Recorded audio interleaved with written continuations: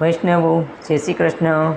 હું દક્ષાબેન રાયચુરા યુટ્યુબના માધ્યમ દ્વારા સાચા આનંદ ઉપર પુષ્ટિમાર્ગીય સત્સંગ આપી રહી છું। વૈષ્ણવો, આ મારો 35મો વિડીયો છે। શ્રી મહાપ્રભુજીના પ્રાગટ્યોત્સવની સર્વે વૈષ્ણવોને ખૂબ ખૂબ બધાઈ। વૈષ્ણવો, આની પહેલાંના આપણે સત્સંગમાં શ્રી ગુસાઈજી મહારાજના નિત્યલીલા ધામના પ્રવેશની વાત આપણે સમજ્યા। તો ગુસાઈજી મહારાજ લીલામાં પ્રવેશ થયો ત્યારબાદ શ્રીનાથજી બાવાએ શ્રી ગુસાઈજી મહારાજના કહેવા અનુસાર પોતાની પ્રગટ લીલા બધી જ સંકેલી લીધી।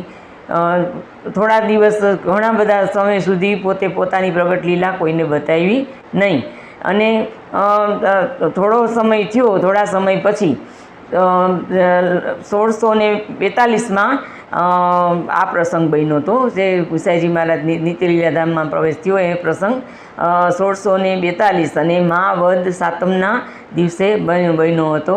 અને ત્યારબાદ શ્રીનાથજી બાવાએ પોતાની બધી જ પ્રગટ લીલા સંકેલી લીધી, અને થોડા સમય સુધી તો સાવ ચૂપચાપ કાંઈ કોઈને કાંઈ લીલા બતાવતા ન હતા, કોઈ સાથે હસતા બોલતા ન હતા, કાંઈ કરતા ન હતા।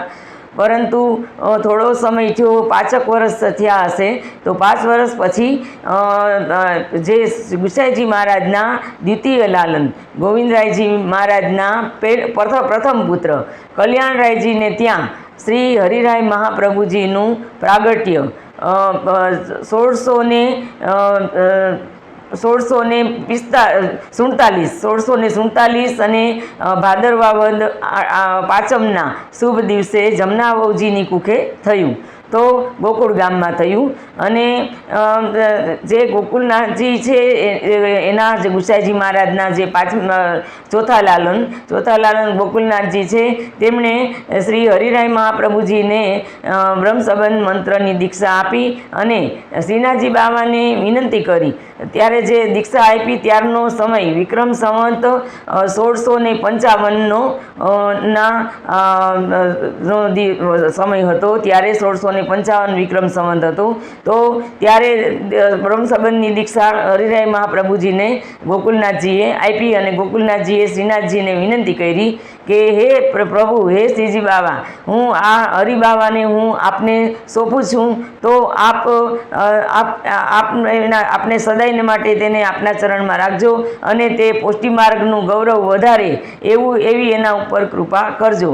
તો શ્રીજી બાવાએ ગોકુલનાથજીને કહ્યું કે હે વલ્લભ, વલ્લભનું હુલામણું નામ જે ગોકુલનાથજીનું હુલામણું નામ શ્રી વલ્લભ હતું, તો એ વલ્લભ, આપ એની ચિંતા ન કરો, જે મને શ્રી હરિરાય મહાપ્રભુ તો અત્યંત પ્રિય છે, તે પુષ્ટિમાર્ગનું ગૌરવ વધારશે, દીર્ઘ આયુષ્ય ભોગવશે, અને ખૂબ ગ્રંથોની રચના કરશે અને પુષ્ટિમાર્ગનો પ્રચાર કરશે। આવી રીતના કહી અને પાછા ચૂપચાપ શ્રીજી બાવા તો પોતે ધીર ગંભીર થઈ અને પોતે બિરાજી ગયા। અને ત્યારબાદ થોડો સમય થયો એટલે એક વખત એવી ઘટના બની કે ગિરધરજી મહારાજ છે તે શ્રીજી બાવાને બીડી આરોગાવી રહ્યા હતા, અને તેમના સેવક જે કલ્યાણ જોશી કરીને એક સેવક હતા, તે સેવક એક સુંદર મજાનું કીર્તન ગાઈ રહ્યા હતા। તો આ સુંદર કીર્તન ગાતા ગાતા જે કલ્યાણ જોશી છે તેને એવો વિચાર આવ્યો કે શ્રીજી બાવા જ્યારે જે પિતૃચરણ જે ગુસાઈજી મહારાજ બિરાજતા હતા ત્યારે તો શ્રીજી બાવા બધા સાથે જે હસતા બોલતા, અષ્ટસખા સાથે હસતા બોલતા હતા, અને હું કીર્તન ગાઈ રહ્યો છું તો મારી સાથે તો ક્યારેય બોલતા નથી, હસતા નથી। શું મારામાં એવી કંઈ કમી હશે કે જેથી કરીને મારી સામે નથી હસતા બોલતા?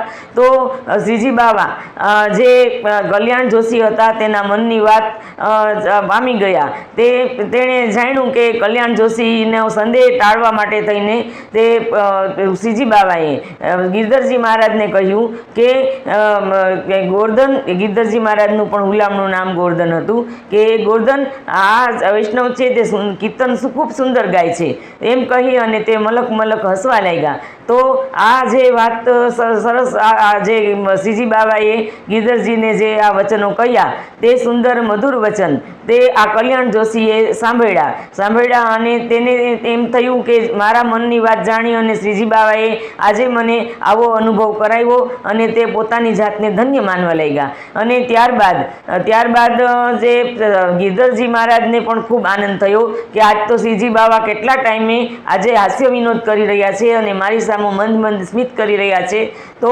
આજે શું કારણ હશે કે આટલા બધા આનંદમાં બિરાજે છે. તો તેણે શ્રીજી બાવાને ગિરધરજીએ કહ્યું કે પ્રભુ આજ તો આપ આટલા પ્રસન્ન છો, તો આજે આ ઘટા કોના ઉપર વરસી છે?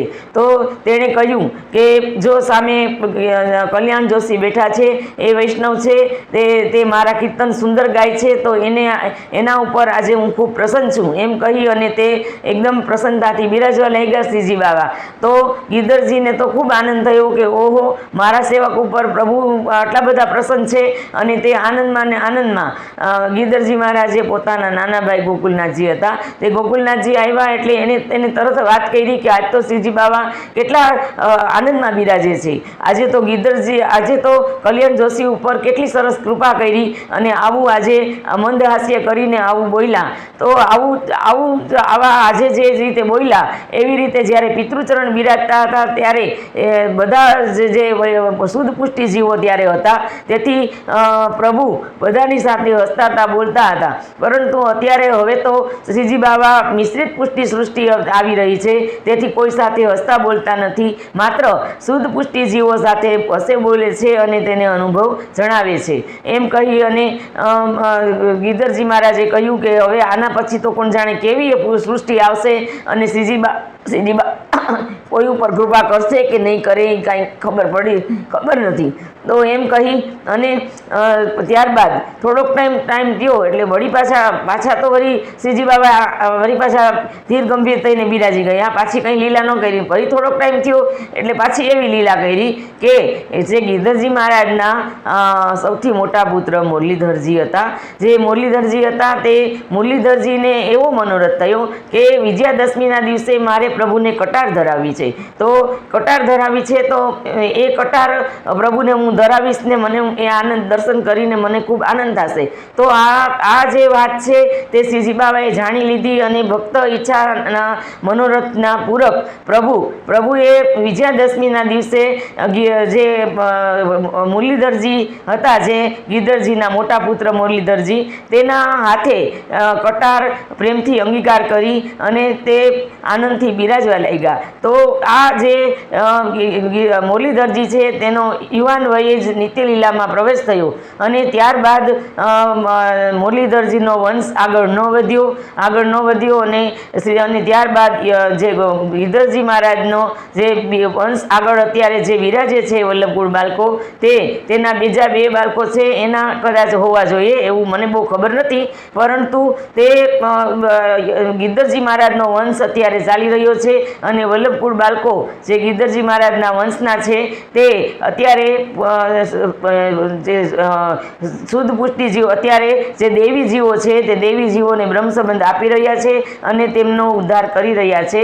તો આ સાથે હું આજનો મારો આ વિડીયો શ્રીનાથજી બાવાના ચરણોમાં સમર્પિત કરું છું. જો આનંદ આવ્યો હોય તો લાઈક અને સબસ્ક્રાઈબ દ્વારા વધારજો અને બને એટલા વધારે શેર કરજો. જય શ્રી કૃષ્ણ.